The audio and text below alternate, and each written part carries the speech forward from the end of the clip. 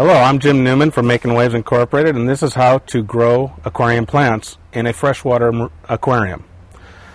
In this instance, we have an aquarium that's been set up with fake plastic plants, and our client would like to have live plants placed in here. To do that, we will have to go ahead and replace the typical regular fluorescent bulbs that are going to be in the hood of this aquarium and put on a different lighting unit. That lighting unit can either consist of A, power compact bulbs, B, T5 bulbs, or C, metal halide bulbs. There is a D, which is VHO bulbs, however they're not widely used now. To keep the aquarium properly with the plants in there, you'd want to use daylight bulbs, which are typically available at your tropical fish store.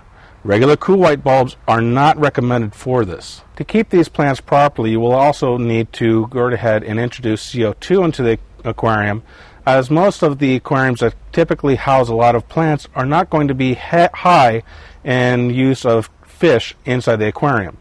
Typically, those aquariums are primarily used as an aquatic garden inside the home.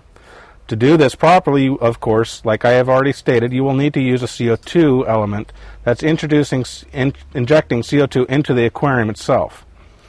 This will require a CO2 tank with an injector. pH in a planted aquarium should be kept at neutral, which is 7.0. You can go as high as 7.5, however, you do not want to go higher than that. You will also need to introduce iron every once in a while, usually about once a month. And it's typically 1 teaspoon per every 20 gallons worth of water. The benefits of keeping a planted aquarium, such as this size right here, is due to the beauty of it. You are actually taking a part of an ecosystem, such as the Amazon or a stream in Southeast Asia, and putting it into your home. This aquarium, at this size, will afford you a lot of visual pleasure for years to come. You'll go ahead and put in what is typically referred to as foreground plants, mid-ground plants, and then background plants. Foreground plants are going to be utilized because they are smaller plants. Mid-ground plants are typically going to be medium-sized plants, and background plants are going to be your taller varieties.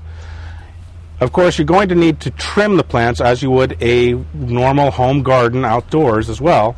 So you're going to go ahead and trim them down every once in a while, take off the leaves, trim off areas where you're going to have pups, especially in the forms of Amazon swords. They put off a lot of streamers with pups as well.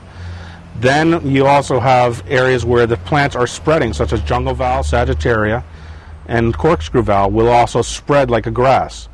Because of this, you want to go ahead and trim those areas as well. And what you can do with the offspring right there is either put them in another tank, or you can take them to your tropical fish store and get them in for credit.